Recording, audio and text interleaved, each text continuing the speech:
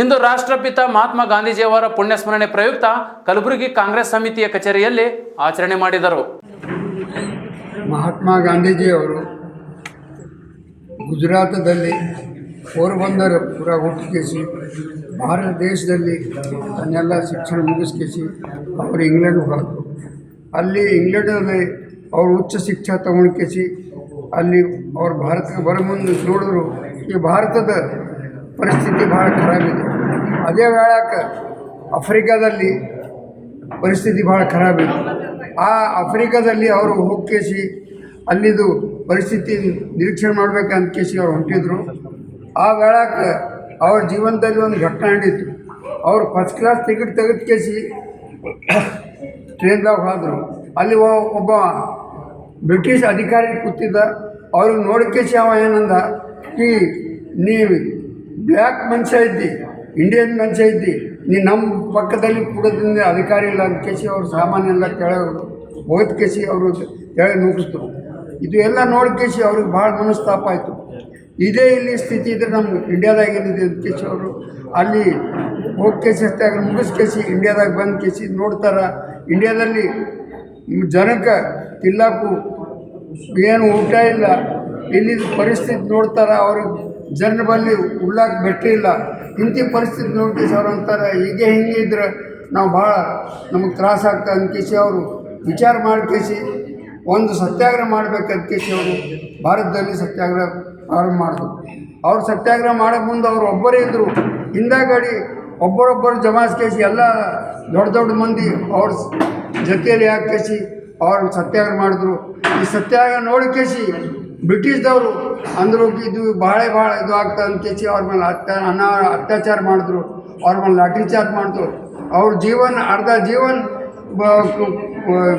ಜೈಲ್ದಾಗೆ ಹೋಯಿತು. ಮಹಾತ್ಮ ಗಾಂಧಿಯವ್ರ ಜೊತೆಯಲ್ಲಿ ಪಂಡಿತ್ ಜವಾಹರ್ಲಾಲ್ ನೆಹರು ಮತ್ತು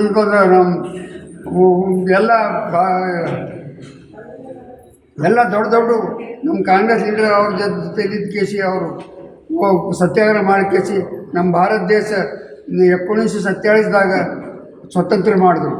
ಆ ಸ್ವತಂತ್ರ ಆದಮೇಲೆ ಅವ್ರು ಅಂದರು ನಾ ಯಾವ್ದು ನಮಗೆ ಪೋಸ್ಟ್ ಬೇಕಾಗಿಲ್ಲ ಅಂತ ಕೇಸಿ ಪಂಡಿತ್ ಜವಾಹರ್ಲಾಲ್ ನೆಹರು ಭಾರತದ ಮೊದಲನೇ ಪ್ರಧಾನ ಮಾಡ್ಯಾರ. ಅವ್ರ ಹೆಸರು ನಮ್ಮ ಭಾರತ ದೇಶ ಒಳಗೆ ಎಲ್ಲ ಪೂರ ವಿಶ್ವದೊಳಗೆ ಅವರು ಭಾಳ ಪ್ರಸಿದ್ಧ ಆಗ್ಯಾರ. ಮಹಾತ್ಮ ಗಾಂಧಿಯವರು ಹಿಂಸದಾಗ ಅವರು ಒಪ್ಪಿಗೆ ಇದ್ದಿಲ್ಲ ಅಂತ ಕೇಸಿ ಅವ್ರು ಅಹಿಂಸೆಯಿಂದ ಸತ್ಯಾಗ್ರಹ ಮಾಡಿ ಕೇಸಿ ಭಾರತ ದೇಶಕ್ಕೆ ಅವರು ಸ್ವತಂತ್ರಿಸಿಕೊಟ್ಟಾರ. ಆ ಸ್ವತಂತ್ರದಲ್ಲಿ ಇವತ್ತು ನಾವು ಬದುಕಲಾಕತ್ತೀವಿ. ಅವ್ರ ಹೆಸರು ಬಾಪೂಜಿ ಅಂತ ಕರೀತಾರೆ. ಅವ್ರಿಗೆ ಮಹಾತ್ಮ ಗಾಂಧಿ ಪದವಿ ಕೊಟ್ಟಾರ.